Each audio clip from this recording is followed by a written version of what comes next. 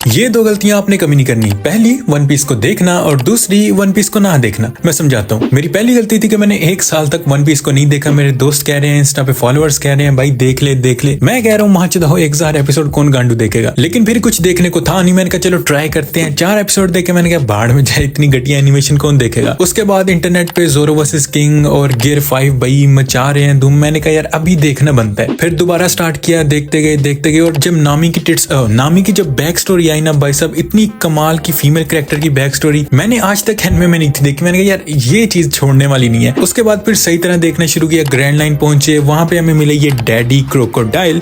और यार ये आर्क में क्या कमाल की वार हुई थी। इस आर्क को देखने के बाद भाई मतलब वन पीस को छोड़ना नामुमकिन था। उसके बाद भाई स्काइपिया आर्क आई, आसमानों में पहुंचे हम। मजा आया इसको देखने का, लेकिन इसमें कुछ खास चीजें नहीं हुई। उसके बाद वापस नीचे आए, वाटर 7 की आर्क शुरू होती है। और यार क्या कमाल की चीज थी ये। अचानक से बड़े बड़े कांड हो रहे हैं भाई। कोई मेन कैरेक्टर यहाँ से वो भाई पता नहीं क्या क्या हो रहा था इसमें। मजा आया। निको रोबिन को हमने बचाया, उसको साथ लेके हम पहुंचे ये ज़ॉम्बी लैंड। और ये आर्क थोड़ी सी मुझे बोरिंग लगी। मैंने कहा चलो थोड़ा सा स्किप करके देखते हैं। 2-3 एपिसोड आगे गया तो भाई साहब हमारे ये एक और वॉरलोड आ गया। मैंने कहा दो वॉरलोड। फिर वापस गया, मैंने दोबारा से सही से आर्क को देखा और फिर हमें मिला ये लेजेंडरी ज़ोरो का सीन। इस सीन के बाद भाई ज़ोरो भैया के हम जबरा फैन हो गए थे बहन। उसके बाद हम पहुंचते हैं ये बुलबुलों वाली आर्क पे। मुझे लगा ये कोई ऐसी ना फालतू सी आर्क होगी, मतलब छोटी सी हंस मसी, मुझे लगा ऐसी गुजर जाएगी। लेकिन ये वो आर्क थी जिसने वन पीस को ना हमेशा के लिए बदल दिया। भाई क्या ये बंदा आया, इसने पूरे ना हमारी पूरी गैंग की मार चौथ दी है। उसके बाद ये वार हुई भाई। आज तक मैंने इतनी कमाल की वार जो है ना एनिमे में नहीं थी देखी।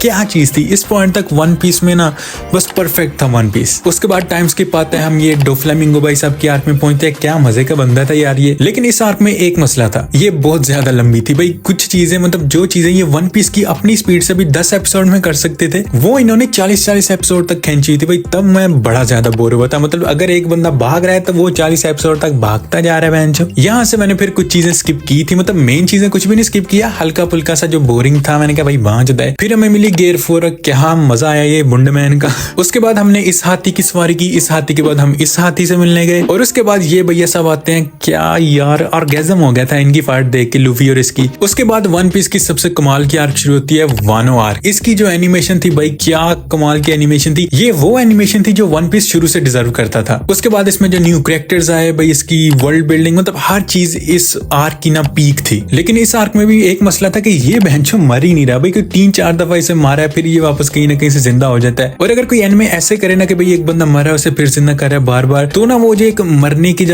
का जो एक थ्रिल होता है, जो एक लाइफ की वैल्यू होती है ना, वो खत्म हो जाती है। मतलब कि अगर नेक्स्ट टाइम कोई मरने लगेगा मुझे पता होगा भाई यहाँ नहीं मरना नहीं है भाई, ये बहनचो वापस फिर ना किसी तरीके से आ जाएगा। तो ये मुझे एक जरा सा ना पॉइंट खटका था। मैंने कहा लेकिन फिर भी ओवरऑल अच्छा था वानो आर्क। उसके बाद जो मेरा ओवरऑल रिव्यू है वन पीस का, वो है ऐसा कि भाई जिसने इसे देखा नहीं है वो चूतिया है। मतलब ये एक ऐसा एनिमे है, अगर आपने इसे देखा नहीं है तो आपकी एनिमे जर्नी कंप्लीट नहीं है। लेकिन मैं वो टॉक्सिक फैंस की तरह ये नहीं कहूंगा भाई ये ग्रेटेस्ट ऑफ ऑल टाइम्स है, ये है वो है। नहीं, मतलब कुछ मसले थे जो मैंने 1-2 आपको बताया है। उसके अलावा एक आधा छोटा था, मतलब वो मेंशन करने के लायक भी नहीं है। लेकिन ओवरऑल अगर आपको एनिमे देखने तो आप इसे स्किप नहीं कर सकते, आप चूतिया। वन पीस को कंप्लीट करने के बाद इंटरनेट पे चल रहा था कि भाई ये जो है ना फाइनल सागा में पहुंच गया, ये हो गया वो हो गया। मैं बड़ा खुश, मैंने कहा वाह भाई अच्छे टाइम पे मैंने देखा है। लेकिन फिर एक ऐसे रैंडम पोस्ट देखा कि भाई 2019 से लेके 2023 तक वानो आर्क चली थी, मतलब एक आर्क को 4 साल लगे हैं। तब मुझे अपनी दूसरी गलती का एहसास हुआ कि बेंचो नहीं देखना चाहिए था, क्योंकि अभी फाइनल सागा शुरू हुआ है, उसमें भी पता नहीं कितनी आर्क होंगी। मतलब वन पीस अभी 10 साल पेंच दो और चलना है। मैंने कहा